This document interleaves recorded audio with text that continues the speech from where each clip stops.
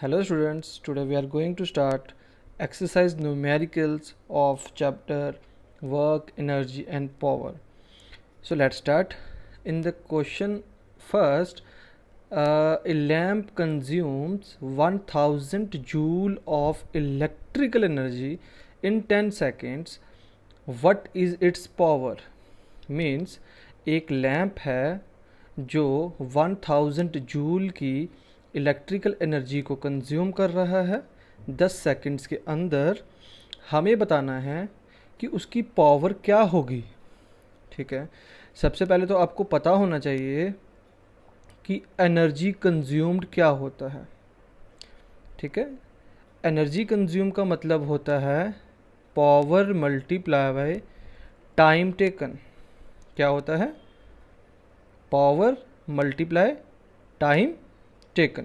ठीक है, तो इस हिसाब से देखो हमें पता चल रहा है कि ये 1000 जूल की इलेक्ट्रिकल एनर्जी को कंज्यूम कर रहा है, राइट। तो एनर्जी कंज्यूम पता चल गया यहाँ पे। तो इस क्वेश्चन में हम कह सकते हैं कि सर जो एनर्जी कंज्यूम हो रही है वो कितनी है? 1000 जूल हो रही है।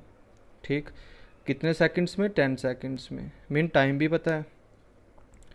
हम कह सकते हैं कि टाइम टेकन जो है वो है 10 सेकंड्स। ठीक, और एक चीज़ और याद रख लीजिएगा कि जूल पर सेकंड, कहीं पे अगर ऐसी कंडीशन बनती है तो जूल पर सेकंड्स को हम वॉट्स भी बोलते हैं, जिसे हम कैपिटल डब्ल्यू कहते हैं। ठीक है, ध्यान रखिएगा इस चीज़ के बारे में। अब हमें निकालना क्या था? पावर। तो इसी फॉर्मूले से अगर हम पावर निकालें तो टाइम टेकन वहाँ जाके डिवाइड हो जाएगा। दैट मीन्स पावर जो है वो हुआ energy consumed upon time taken. क्या हो गया? Energy consumed upon time taken. अब वैल्यू पुट करते हैं, कितनी एनर्जी कंज्यूम की गई है? 1000 जूल की, और टाइम टेकन 10 सेकंड है। जीरो से जीरो काट देते हैं तो बचता है 100 जूल पर सेकंड। और मैंने क्या कहा था? जूल पर सेकंड का आंसर क्या होता है? वॉट्स। तो ये आ गया 100 डब्ल्यू, जिसको आप लोग 100 वॉट्स भी लिख सकते हैं। तो आई होप स्टूडेंट्स आपको ये क्वेश्चन अच्छे से समझ में आया हो। ओके, नेक्स्ट क्वेश्चन की तरफ मूव करते हैं। क्या लिखा है? Certain force acting on A 20 kg mass changes its velocity from 5 meter per second to 2 meter per second. Calculate the work done by the force. Means कुछ किसी तरह की कोई फोर्स एक 20 kg मास, मीन किसी ऑब्जेक्ट के ऊपर जिसका मास 20 kg है, उसके ऊपर कोई फोर्स लग रही है जिसके कारण वेलोसिटी चेंज हुई। पहले 5 मीटर पर सेकंड थी, अब 2 मीटर पर सेकंड हो गई है। तो हमने बताना है कि कितना वर्क डन उस फोर्स ने किया है। तो याद रख लेना, अगर मुझे कभी वर्क डन बाय फोर्स निकालना हो तो वो होता है कि काइनेटिक एनर्जी में क्या चेंजेस आई हैं, क्या वेरिएशंस आई हैं। अगर हम लोग दोनों कंडीशंस में काइनेटिक एनर्जी को निकाल लें तो जो उन दोनों का डिफरेंस होगा वही हमारा work done by the force होगा। ठीक है, दो केस आ रहे हैं आपके पास, तो इस तरीके से कर लेते हैं। पहले कर लेते हैं केस 1, ठीक है, और फिर कर लेते हैं केस 2। ठीक है, तो केस 1 की बात करें तो हमें पता है मास तो दिया हुआ है, दोनों कंडीशंस में सेम है। तो मास आ गया 20 kg, और इस केस में भी मास 20 kg है।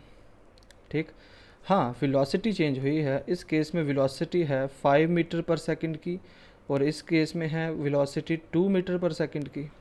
ठीक, अब हमें पता है काइनेटिक एनर्जी कैसे निकालते हैं, हाफ इंटू एम वी का स्क्वायर।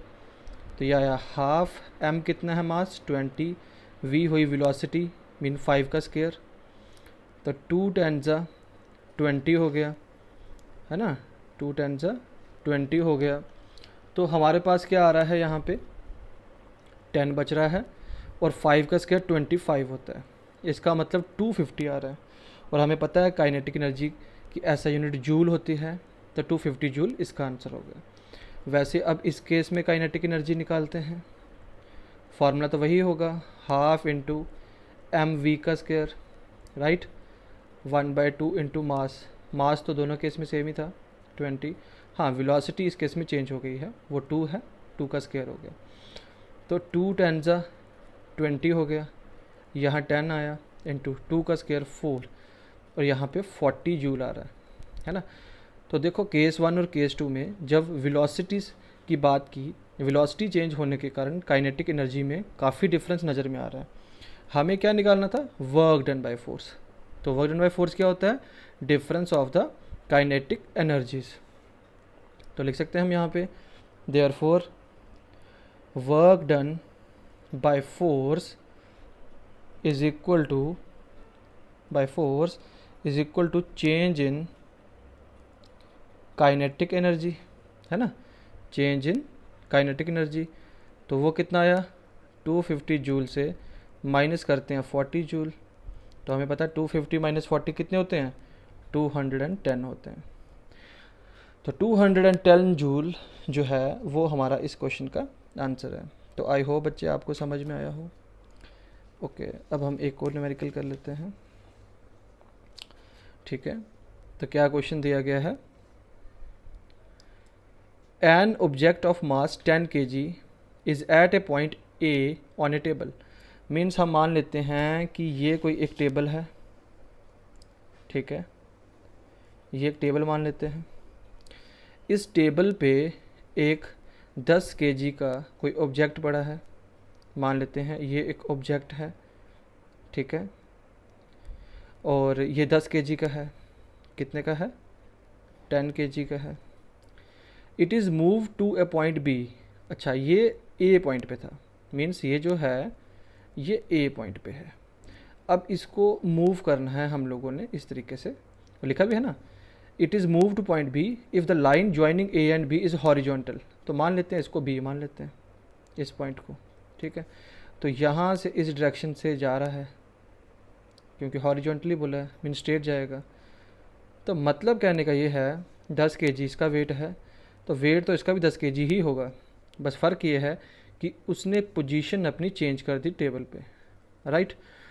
अब कहता है कि आप बताइए what is the work done on the object, इस ऑब्जेक्ट ने कितना काम किया ग्रेविटेशनल फोर्स के द्वारा, ठीक है।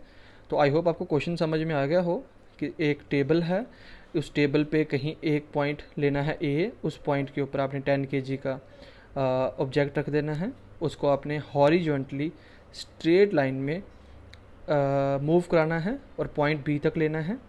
और पॉइंट बी पे अब ये वाला वेट मीन जो ऑब्जेक्ट का था उठ के यहाँ पे आ गया हुआ है, और लास्ट में कह रहा है बताओ कितना काम किया उस ऑब्जेक्ट ने जब आपने उसके ऊपर ग्रेविटेशनल फोर्स लगाई थी, ठीक है।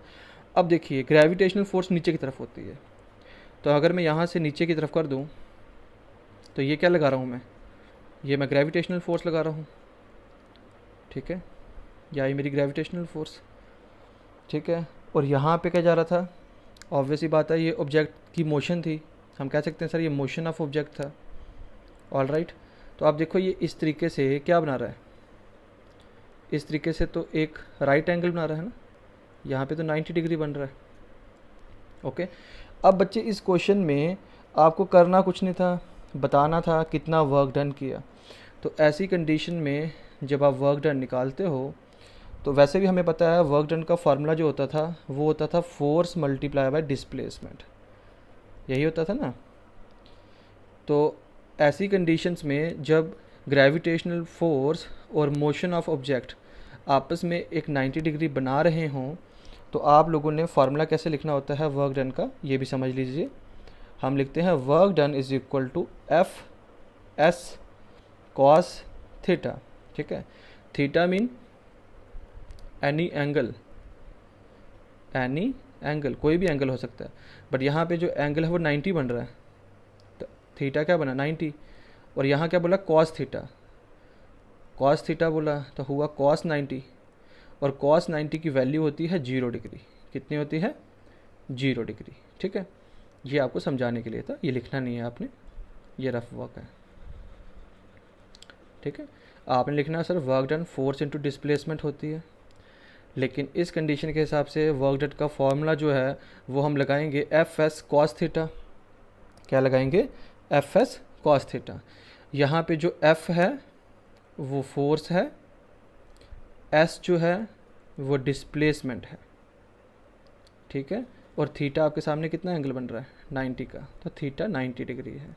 तो अगर हम इसको सॉल्व करें तो क्या आना चाहिए? एफ है ना, एफ लिखा है तो एफ लिख लो अपनी जगह पे। उसके बाद into S as it is लिख लेते हैं, इनटू कॉस थीटा हो गया कॉस 90, कॉस 90 डिग्री, तो हो गया एफ मल्टीप्लाई एस, और कॉस 90 कितना होता है? 0। तो 0 से किसी को भी मल्टीप्लाई करो, आंसर क्या आता है? 0। तो इसका मतलब उसने कोई भी काम नहीं किया, ठीक है।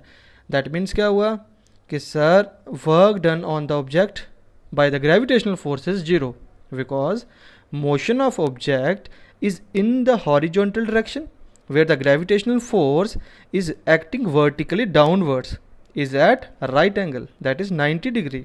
ओके तो हमारा आंसर क्या आया? 0 डिग्री आया। ठीक है बच्चे, समझ में आया?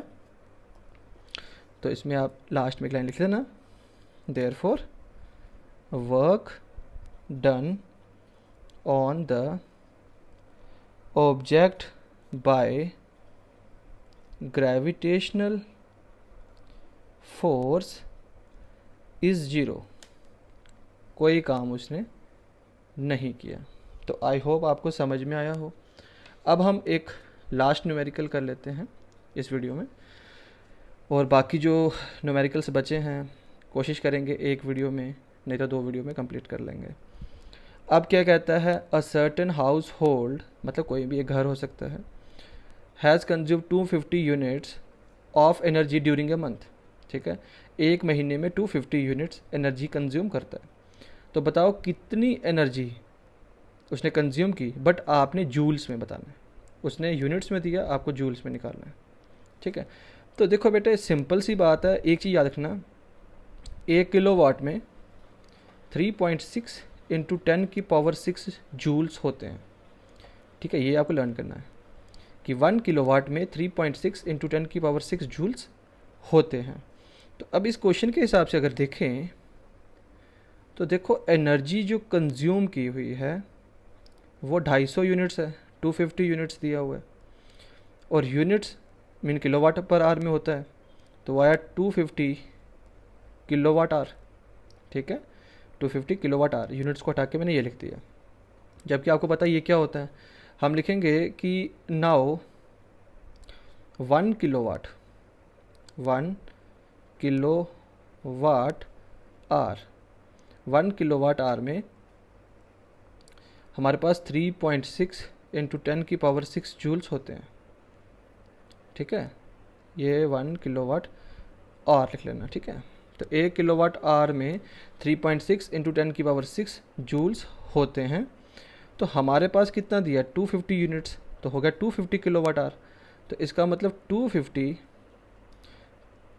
किलोवाट आवर में कितना हुआ? ऑब्वियस ही बात है, हम लोगों को इसको 250 से मल्टीप्लाई करना है। ऑल राइट, अब हम इसको सॉल्व करते हैं। 3.6 हो गया 36/10 इंटू 10 की पावर 6 रहने देते हैं ऐसे ही, इंटू 250। ठीक है, तो अगर हम काटें तो 0 से 0 कट जाएगा। ऑल राइट, अब बच रहा कितना है? एक बचा 36 इंटू 25 इंटू 10 की पावर 6, यही आ रहा है 36 इंटू 25 इंटू 10 की पावर 6। अब हम देखते हैं 36 इंटू 25 कितना होता है। 36 इंटू 25, 5 6 जा 33 कैरी, 5 3 जा 15 प्लस 3 18, और 2 इंटू 36 हो गया 72। तो 0 0 और 900 आ रहा है ना, तो ये आ गया कुछ 900 इंटू 10 की पावर 6। ठीक है, तो हम इसको कैसे लिख सकते हैं? 9 इंटू 10 का स्क्वायर, 10 का स्क्वायर 100 होता है, इंटू 10 की पावर 6। और 8th में पढ़ा हुआ है आपने, when basis are same power must be added. तो बेसिस सेम है, पावर को ऐड कर दो, 2 + 6 8।